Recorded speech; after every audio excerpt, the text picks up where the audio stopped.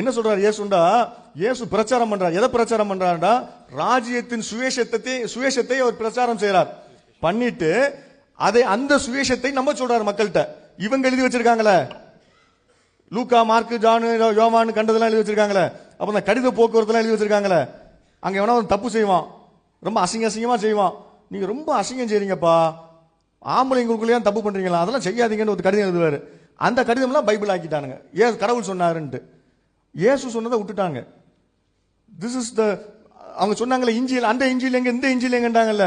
we have answered, we have accepted your challenge and it stands refuted. எந்த முகத்தை வச்சு நீங்க பதில் சொல்லுங்க, சொல்லுங்க பார்க்கலாம். இயேசு அந்த சுவிசேஷத்தை நம்புங்கள்ங்கிறார். Believe the gospel. அவர் எந்த காஸ்பலை பிரீச் பண்ணாரோ அதை சொல்லி இதை பிரச்சாரம் பண்ணிட்டு அந்த காஸ்பலை நம்புங்கள்ங்கிறார். இஞ்சியிலை பிரச்சாரம் செய்துட்டு இஞ்சியிலை நம்புங்கள் அப்படிங்கிறார். அந்த இஞ்சியில் எங்க? நெக்ஸ்ட் இந்த மாதிரி ஒரு வேர்ஸை கோட் பண்றார் ஜீசஸ். இந்த மாதிரி ஒரு முழுமையான வேர்ஸ் அந்த பைபிள் இவங்க வச்சிருக்க பைபிள்ல இல்ல, துண்டு துண்டா இருக்குது. இந்த வசனம் வந்து பாதி ஒரு இடத்துல இருக்கும், இன்னொரு பாதி இன்னொரு இடத்துல இருக்கும். இயேசு வந்து முழுமையான ஒரு வசனத்தை கோட் பண்றார். அந்த வசனம் அப்படி பைபிள்ல இல்ல. நெக்ஸ்ட் இந்த மாதிரி ஒரு பைபிள் ரோமன்ஸ்ல பவுல் எழுதுறார், இந்த மாதிரி வேதத்துல இருக்குதுங்கிறார். அந்த மாதிரி இல்ல. அந்த ஹைலைட் பண்றது பாருங்க, அதை மனசுல வச்சுக்கிறீங்க. இந்த மாதிரி ஒரு வசனம் இருக்குது, ஆனா இதுக்கு நேர் முரணா இருக்குது.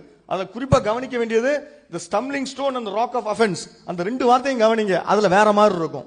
இதுக்கு நேர் முரணான வார்த்தையாக இருக்கும். Paul wrote that it is written in the scripture, and please take a note of the stumbling stone and the rock of offense which is highlighted, which will come to later. If they show you some similar verse, check whether these two words are there, these two phrases are there. You will have a phrase which is just opposite to this, diametrically opposite to this. Then அப்புறம் நாங்க இன்னொரு slide போடாம விட்டுட்டோம்.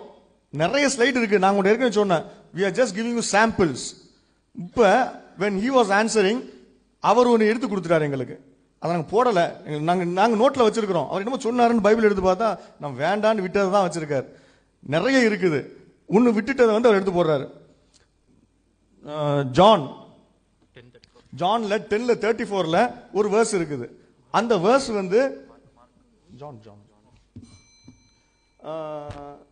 is it not written in your law? தோராவில் எழுதப்படவில்லையா, நீங்கள் எல்லாம் கடவுள் என்று தோராவில் எழுதப்படவில்லையா அப்படின்னு இயேசு கேட்கிறார். அப்போ அவர் வைத்திருந்த பைபிள்ல, அவர் கையில வச்சிருந்தார்ல, அந்த தோராவுல அந்த வாசகம் இருந்தது. இன்னைக்கு இவங்க வச்சிருக்க தோராவுல அந்த வாசகம் கிடையாது. அது எங்க இருக்கு தெரியுமா? சாம்ஸ்ல இருக்குது. தோராவுல இருக்க வேண்டியது கித்வீம்ல போய் உட்கார்ந்து இருக்குது. அதை தான் எடுத்துக்கிட்டு அவங்க கரப்ட் பண்ணிட்டு பைபிளை இப்ப சொல்றாங்க, அதனால எல்லாமே தோரா, நீ தப்பு பண்ணி வச்சுக்கிட்டு அதை பேசிக்கிட்டு இருக்கிற. அது சாம்ஸ்ல இருக்குது.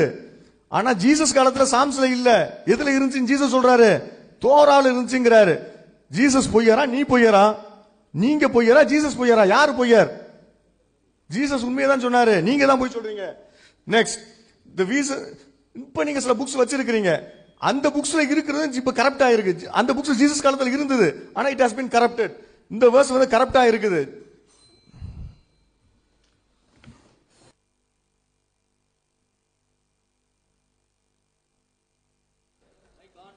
ஹலோ நண்பர்களே, நம்மளும் நிறைய விஷயங்கள் வந்து கேட்க வேண்டாம்னு நினைச்சிட்டு இருந்தோம். We don't want to ask many things, but our friends compelling us to ask some things, so that again shows their double standard. குர்ஆனுடைய 3ஆம் அத்தியாயத்துடைய 164ஆம் வசனத்தை நான் வாசிக்கிறேங்க. I'm going to read Quran chapter 3 verse 164.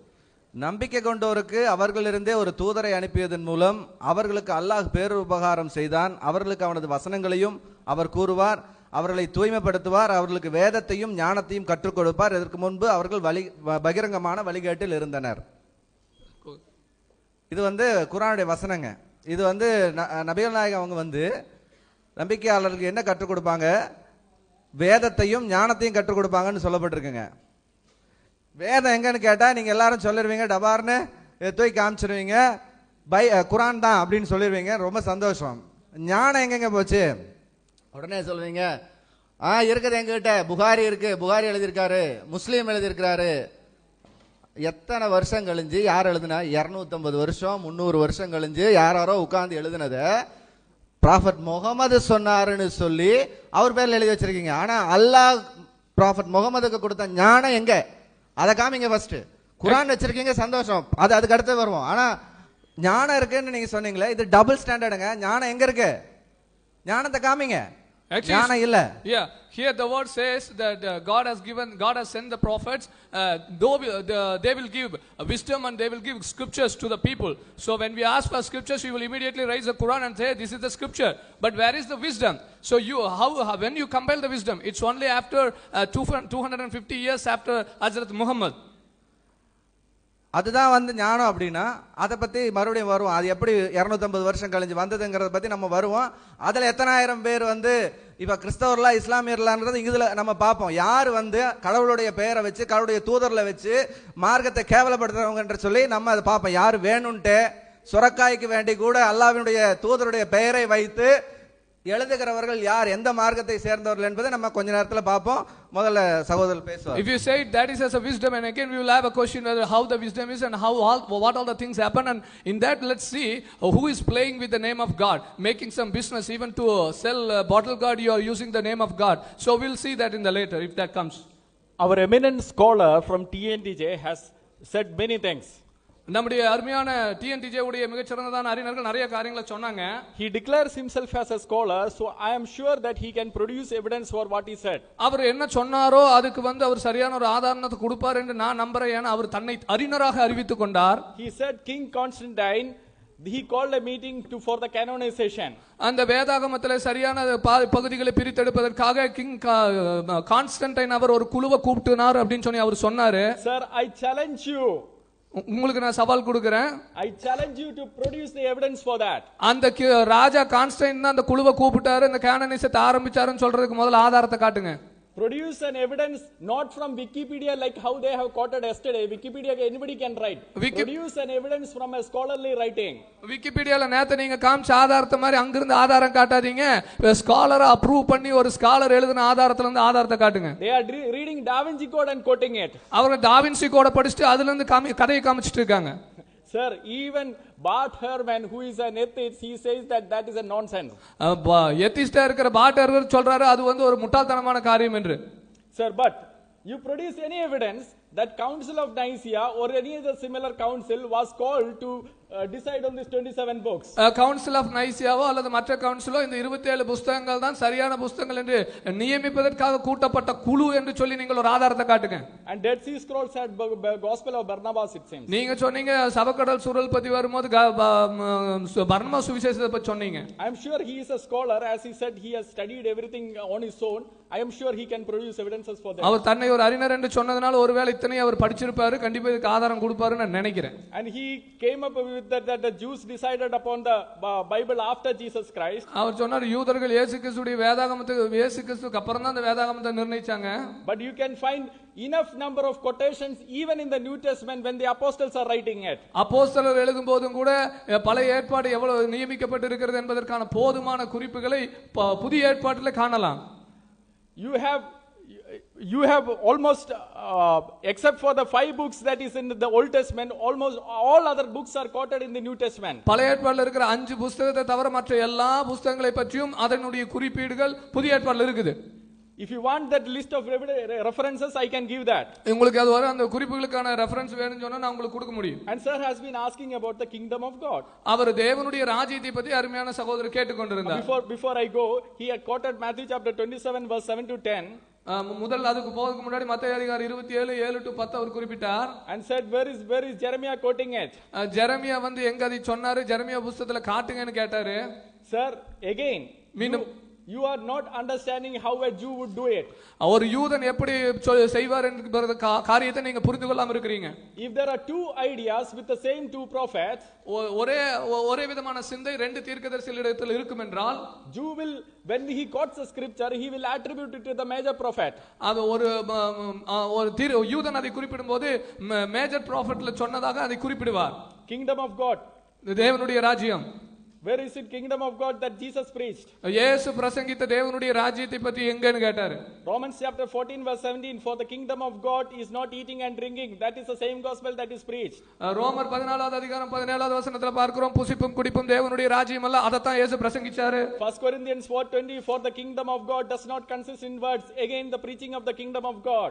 1 கொரிந்தியர் 4வது அதிகாரம் 20வது வசனத்துல கிங்டம் இயேசு கிறிஸ்து பிரசங்கித்ததான தேவனுடைய ராஜ்யத்தை பற்றி தான் அந்த காரியங்கள் அங்க கொடுக்கப்படுகிறது. 1 Corinthians 15:24, again the kingdom of God. 1 கொரிந்தியர் 6வது அதிகாரம் 9வது வசனத்துல தேவனுடைய ராஜ்யத்தை பற்றிய காரியம். Galatians 5:21, shall not inherit the kingdom of God. கலாத்தியர் 5வது அதிகாரம் 21, ரத்தமும் மாம்சமும் சுதந்திரிப்பதில்லை தேவனுடைய ராஜ்யத்தை. I am sure by now you have understood his methodology. நான் ஒரு காரியத்துல தெளிவா இருக்கிறேன், நீங்க இப்ப இதுவரைக்கும் புரிஞ்சிருப்பீங்க அவங்களுடைய மெத்தடாலஜி என்னங்கிறது. He is not at all understanding how a Jew or a Christian would write. He is putting his own assumptions and saying, hey, this is not there. Sir, study by the proper methodology and then you will come to conclusion. ஒரு யூதரோ ஒரு கிறிஸ்தவரோ எந்த முறையில புரிந்து கொள்வார், எந்த முறையில சொல்லுவார் என்பதை புரிந்து கொள்ளாதபடி தன்னுடைய சொந்த கருத்தையும் கற்பனையும் உள்ளது நிற்கிறார் என்பதை நீங்க இத்தனை நேரம் புரிஞ்சிருப்பீங்க. நீங்க இப்படிப்பட்டதான குறைகளை கொண்டு வரும்போது முதலாவது அதை சரியான முறையில புரிந்து கொள்ளுங்கள். And he said prophecy of Jesus is not there in the books of the Moses. இயேசு கிறிஸ்து பற்றிதான சுவிசேஷம் அதுக்கு முன்பதாக இல்லை என்று சொல்லி சொல்றாரு தீர்க்கதரிசனம். And he asked us to consult if I understood his Tamil correct, because everything is not getting translated, therefore we are missing on many things. But if I understood his Tamil correct, he said the Jews does not say that any prophecy of Jesus is there. Jews does not agree that any prophecy of Jesus is there. இயேசு கிறிஸ்துவை பற்றிதான தீர்க்கதரிசனம் இருக்கிறது என்று சொல்லி ஒருவேளை அவருடைய தமிழ் மொழியாக்கத்தை தமிழிலே அவர் பேசினதை நான் புரிந்து கொண்டிருப்பேன் என்றால் அவர் இப்படி குறிப்பிட்டிருப்பார், இயேசு கிறிஸ்துவை பற்றிதான எந்த தீர்க்கதரிசனமும் இல்லை என்று யூதர்கள் சொல்லுகிறார்கள் என்று சொன்னார். Sir, but Jews would agree that the messianic prophecies are there from the beginning of the book. ஆனால் புத்தகத்தின் தொடக்கத்திலிருந்து ஆதியாகம புத்தகத்திலிருந்தே மேசியாவை குறித்ததான தீர்க்கதரிசனங்கள் இருக்கிறது என்பதை யூதர்கள் ஒத்துக்கொள்வாங்க. If you agree that Jesus is Messiah, if you agree, that is what your Quran says and that is what the Bible says, that Jesus is the Messiah, you will have to agree that the Jews also agree that the messianic prophecies are there. குர்ஆனுடைய கருத்துப்படி இயேசுதான் மேசியா என்பதை குர்ஆன் சொல்லுகிறபடியாக நீங்கள் அதை ஒத்துக்கொள்வீர்கள் என்று சொன்னால் யூதர்கள் Messianic தீர்க்க தரிசனம் பழைய ஏற்பாட்டில் இருக்குங்கிறத அவங்க ஒத்துக்கொள்ற மாதிரி நீங்களும் அதை ஒத்துக்கொண்டு தான் ஆக வேண்டும். Well, just to continue to dwell on the same point, our friend does not even have a proper sense of the time. காலத்தை பற்றி தான் ஒரு சரியான நிதானிப்பு கூட அருமையான சகோதரருக்கு இல்லை என்பதை மீண்டுமாக சொல்ல விரும்புகிறேன். I don't know who told him that the gospel of Jesus Christ that he preached and his apostles preached was written before Jesus Christ. இயேசு கிறிஸ்துவும் அல்லது அவருடைய சீடர்களும் பிரசங்கித்ததான இயேசு கிறிஸ்துவுடைய சுவிசேஷம் இயேசு கிறிஸ்துவுக்கு முன்பாக எழுதப்பட்டதுங்கிறது யார் அவருக்கு சொன்னாங்க? I don't know how he can actually talk like this in a public forum. எப்படி ஒரு பொது விவாதத்தில் அவர் இப்படி எல்லாம் பேச முடியும்? The இயேசு பிரசங்கித்த சுவிசேஷம் அவர் பிரசங்கிச்சாரு, அதுக்கப்புறம் அவருடைய அப்போஸ்தலர் பிரசங்கிச்சாங்க, அதையும் தான் எழுதி இருக்கிறாங்க. scripture Jesus took and read in the synagogue and he constantly referred to is the Old Testament. அவர் தேவாலயத்திலே இயேசு கிறிஸ்து எழுதி வாசித்ததான வேத வாக்கியம் அது பழைய ஏற்பாட்டுடைய வேத வாக்கியம், அதை அவர் தொடர்ந்து குறிப்பிட்டு கொண்டிருந்தார். He is not able to understand just that small bit. And he is asking, where did Jesus read the books of the New Testament? I don't know what to do with this. இந்த ஒரு சின்ன பகுதியை கூட அவர் புரிந்து கொள்ள முடியாதபடிக்கு அவர் இயேசு பிரசங்கித்த புத்தகம் எங்க அவருக்கு முன்னாடி எழுதின மாதிரி அவர் கேட்டுட்டு இருக்கிறார். அது எப்படி எனக்கு புரிந்து கொள்ள முடியல? Jesus confirmed the divine origin and authority of the Old Testament. பழைய ஏற்பாட்டுடைய தெய்வீக ஒரிஜினையும் தெய்வீக அத்தாரிட்டியும் இயேசு கிறிஸ்து உறுதிப்படுத்தினார். And Jesus told his apostles that he by his spirit will guide them to write the New Testament. இயேசு கிறிஸ்து மீண்டுமாக சீடர்களுக்கு சொன்னார், நான் பரிசுத்த ஆவியானவர் உங்களுக்கு நீங்கள் எழுத வேண்டியதை கற்றுக் கொடுப்பார் என்று சொன்னார். Read John's Gospel chapter 15, chapter 14, you will understand this. யோவானுடைய 15வது அதிகாரம் 14வது அதிகாரத்தை வாசிங்க, நீங்க புரிஞ்சுக்குவீங்க. And the gospel is the gospel of Jesus Christ, the gospel of the kingdom of God, the gospel of the kingdom of heaven. There are alternative terms used in the gospel for the kingdom. சுவிசேஷம் தான் தேவனுடைய ராஜ்யத்தின் சுவிசேஷம், இயேசு கிறிஸ்துவின் சுவிசேஷம், பரலோகத்தின் சுவிசேஷம். இதெல்லாம் வந்து அந்த சுவிசேஷத்தை குறிக்கிறதான மற்ற பதங்கள் உபயோகப்படுத்தப்பட்டிருக்கிறது. They don't seem to be reading their own book properly, nor are they reading our book properly. தங்களுடைய சொந்த புத்தகத்தை சரியா படிக்கிற மாதிரி தெரியல, நம்ம புத்தகத்தையும் படிக்கிற மாதிரி தெரியல. My dear friend, he quoted Tanakh by saying that JPC, Jewish Bible Society, he have read and he gave some name. இந்த ஜூவிஷ் பைபிள் சொசைட்டியில் இருக்கிறதான இந்த வேதாகமத்தை படிச்சு இந்த தனக்கு அவர் சில பெயர்களையும் சொன்னார். And he says this book have this order, only 22 books. இந்த புத்தகத்துல 22 புத்தகங்கள் தான் வரிசைப்படி இருக்கிறது என்கிற மாதிரியும் சொன்னார். And he says that we Christians which we have a Hebrew Bible, it has 39 books. நமக்கு இருக்கிறதான எபிரேய கிறிஸ்தவர்களிடத்துல இருக்கிற எபிரேய வேதாகமத்துல 39 புத்தகம் வைத்திருக்காங்கங்கற மாதிரி சொன்னார். He claims to be a scholar. Just now he claimed. அவர் சொன்னார், இப்பதான் கொஞ்ச நேரத்துக்கு முன்னாடி நான் ஒரு அறிஞர் என்று சொன்னார். He even do not know pre-primary Bible survey.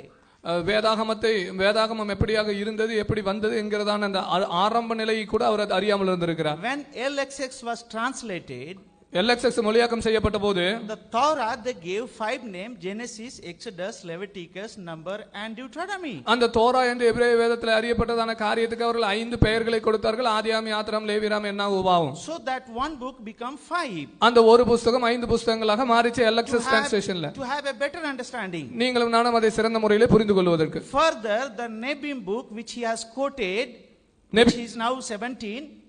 இப்பொழுது 17 புத்தகங்களாக இருக்கிற அந்த நெபீம் புத்தகத்தை அவர் கோட் பண்ணினார். And Ketubim புத்தகத்தை கோட் பண்ணார். Ketubim, the 1st 2nd Kings, 1st 2nd Samuel, 1st 2nd Chronicles was only one book.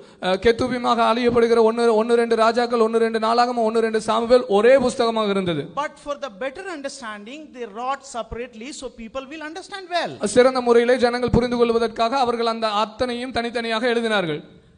And he does not know even that, and he is talking about canonization, he is talking about high criticism, and he is making blunder in every sentence.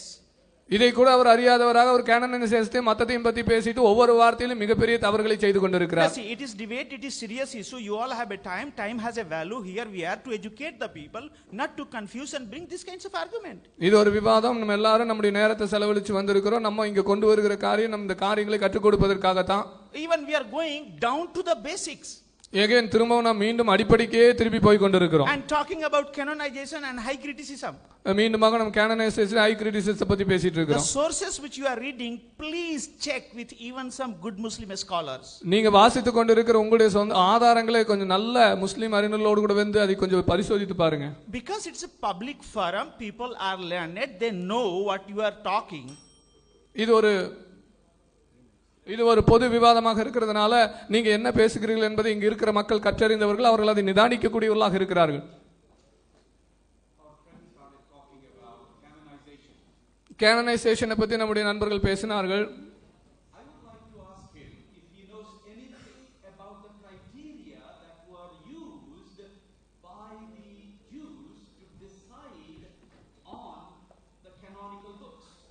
ஏற்றுக்கொள்ளப்படுகிற ஆகமங்கள் என்று சொல்லி நியமிப்பதற்கு யூதர்களாலே உபயோகப்படுத்தப்பட்ட அளவுகோல் பற்றியாவது இவருக்கு ஏதாவது தெரியுமா அப்படின்னு நான் கேட்க விரும்புறேன்.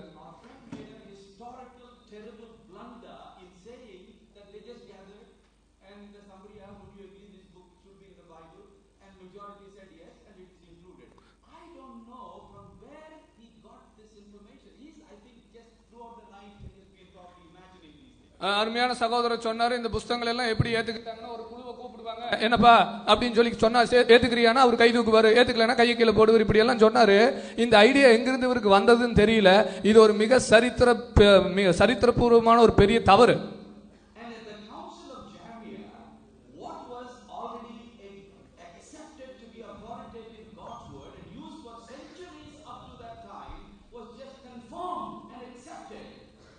ஜமியா கவுன்சில்ல அத்தனை நூற்றாண்டுகளாக அதிகாரப்பூர்வமாக இறைவனுடைய வார்த்தை என்று சொல்லி எதை ஏற்றுக்கொண்டார்களோ, எதை நடைமுறையில் இருந்ததோ அதைத்தான் அவர்கள் உறுதிப்படுத்தினார்கள்.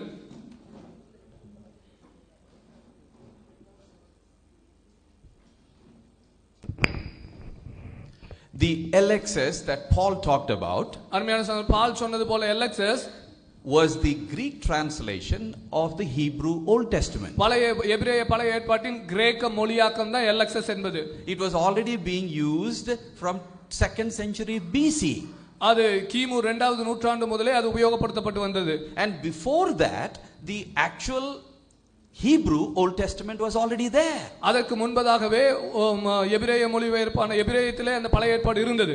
And our friend has forgotten all these basics of history, and he says the Old Testament canon was, accepted only after Jesus Christ. I think we should be a bit careful when we talk about these things like this. இந்த வேதாகம சரித்திரத்தின் இந்த அடிப்படையே அவர் மறந்துட்டு அல்ல தெரியாமலோ விட்டுட்டு அவர் இயேசு கிறிஸ்துவுக்கு அப்புறம் தான் இந்த வேதாகங்கள் எல்லாம் ஒருங்கிணைக்கப்பட்டது அப்படிங்கறதான காரியத்தை அவர் சொல்லிட்டு இருக்காரு. And coming to methodology, மீண்டுமாக மெத்தடாலஜிக்கு உதாரணம் கடந்து வரும்போது I raised those basic questions. I said deny the two premises or answer the 17 questions, and none of them has guts to go to one of those Quranic verses and respond to at least one question. For 1.5 days have gone by. விவாத முறைக்கு